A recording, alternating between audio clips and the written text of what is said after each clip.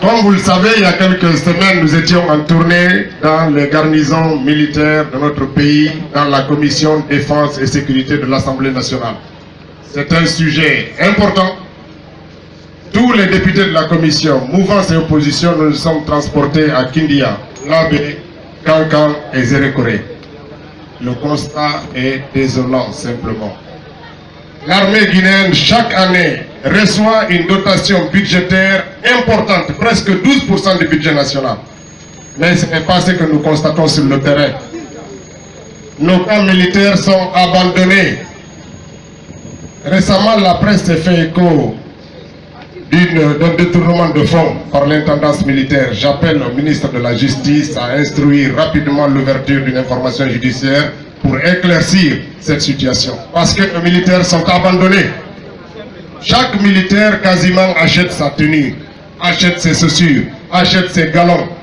Ils sont parqués dans des endroits même pas clôturés dans ce pays. Le ministre de la Justice en Guinée s'appelle Alpha Condé. Il faut qu'il dise où va l'argent de l'armée. Le ministre de la Défense s'appelle Alpha Condé, mais c'était une bonne erreur, M. Tchanguen. Il est ministre partout dans ce pays.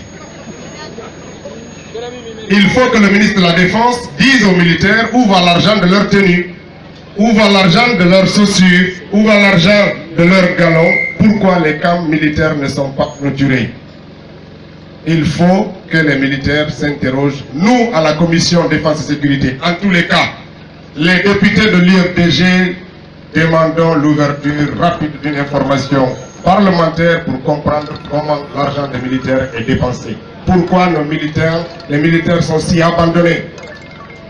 C'est important parce que dans ce pays, chaque année, c'est plus de 1700 milliards de francs guinéens qui sont dotés à l'armée.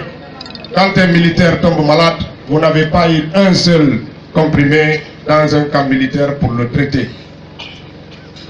Quand les militaires, on a fait tous les camps qu'on a vus, il n'y a pas de pharmacie, il n'y a pas de médecin, il n'y a pas de logement, il n'y a pas de clôture, alors qu'ils reçoivent l'argent chaque année. Voilà ce qui devrait préoccuper le ministre de la Justice et en premier lieu le président et ministre de la Défense de ce pays. Ce sont les sujets de préoccupation que nous avons et c'est ce que nous défendons à l'Assemblée nationale. Ça, au lieu de nous laisser distraire par les polémiques, voilà des interrogations légitimes que nous avons au nom du peuple de Guinée et sur lesquelles nous voulons que le ministre de la Justice agisse.